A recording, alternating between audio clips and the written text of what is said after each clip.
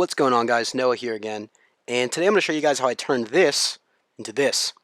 This was a beautiful porterhouse steak I got from a local San Diego company called Fast Steaks.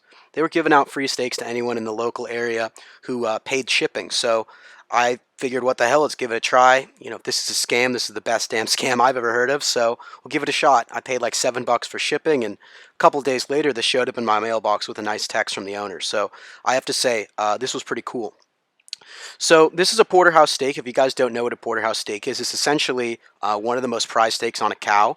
It is a combination of the New York strip, which you guys can see over on the right side. That's the bigger steak. And then the filet mignon, or the tenderloin, which is over on the left side. This steak's super popular in steakhouses because you're kind of getting the best of both worlds, the tenderness of the filet and the beefiness of the strip. So if you guys like either of those steaks, I highly recommend you check this one out if you find it at your local butcher or grocery store. So the technique we're going to be using today is pretty similar to the reverse sear, if you guys have ever heard of that. That basically means you're just going to put it in the oven and cook it at a low temperature until the steak's up to, the temperature you like it. In my case, medium rare. And then what you're going to do is you're going to take it out and sear it off after in a pan or on the grill.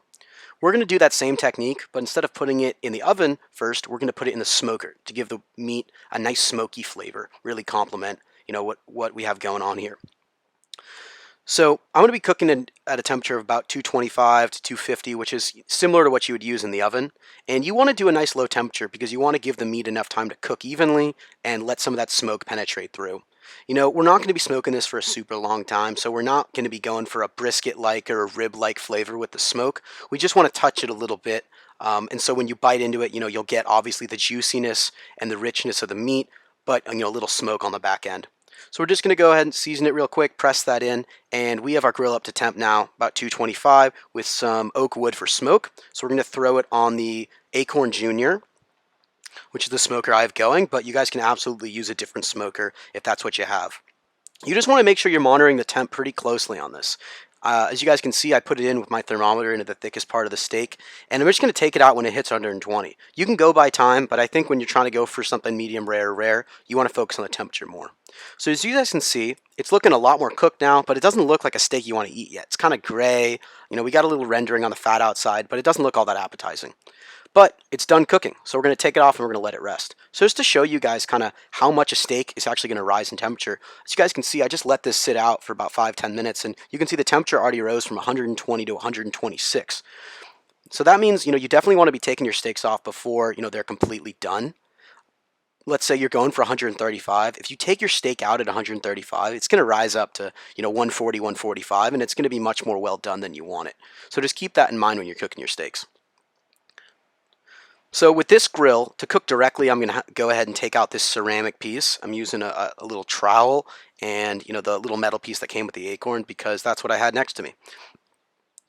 And I'm just going to go ahead and move the coals around a tiny little bit and then throw the grill grate back on.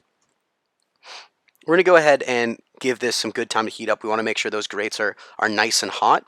And I'm going to sear this thing as hot as I can get this grill. I'm going to get it up to about 600 degrees. There's nothing wrong with just searing this in a pan or, on a normal barbecue, but the Akorn is great for doing stuff like this. It transitions super quickly from smoking to cooking, kind of full temp in about 15-20 minutes. The great thing about the reverse sear is that, you can time it pretty easily. You can cook the steak completely and just let it rest until you're ready to eat, because we cooked it so slowly it doesn't need to really rest after we're done cooking it.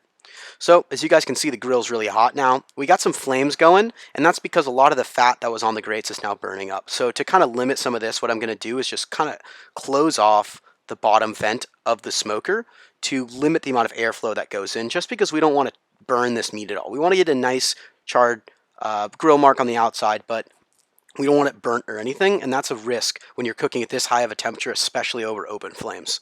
So here's our steak before we're going to put it on and sear it. It looks fine. I mean, you might want to eat it. It's cooked perfectly, but it doesn't have that nice sear you're looking for on a lot of steaks. So we got our grill. It's up to about 600 degrees, and we only need about 30 seconds aside on this now. We've cooked it all the way through. We don't want to give it any more actual cooking. We just want to give some flavor on the outside. So we're throwing it on.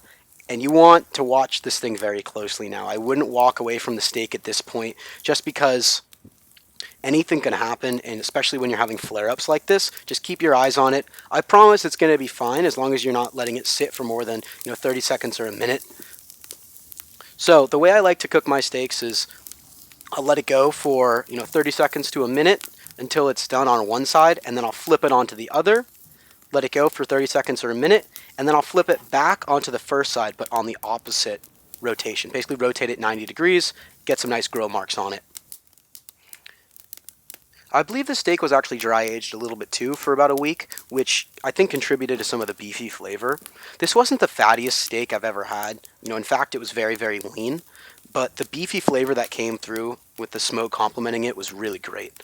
I think this is an awesome way to do steaks if you've never done it. If you have a smoker, I'd recommend you give this a try. I think you'll really be surprised at the amount of flavor you can get on this thing in just an hour of smoking or so.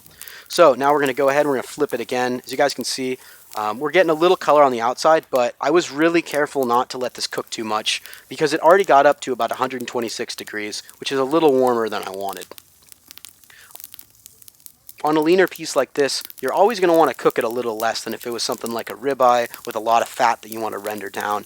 If you cook this thing to closer to a medium or a medium well, for instance, it's not going to be able to hold up to that. It doesn't have the internal fat. All right, so we're looking great. Our steak's almost done cooking. And we're going to go ahead and we're going to flip it one last time onto the side. Just let it go. And always be using your fingers. Just keep checking that steak. Make sure you didn't, do anything stupid. And we'll take a few slices off the strip here. That we did.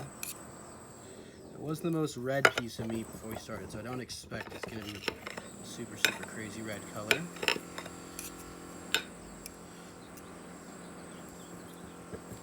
But it's cut and pretty nice. The challenge with these steaks is you just got a bone here, so I'm actually going to come here. I should have done this in the beginning, got a little too excited. Just go ahead and cut it off the old T-bone. First, I'm just going to go ahead and try this, so here we go. Doesn't look too bad. Oh. Okay.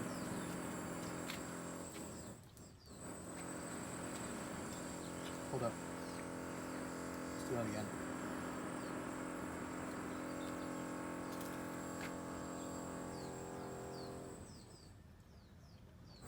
Wow.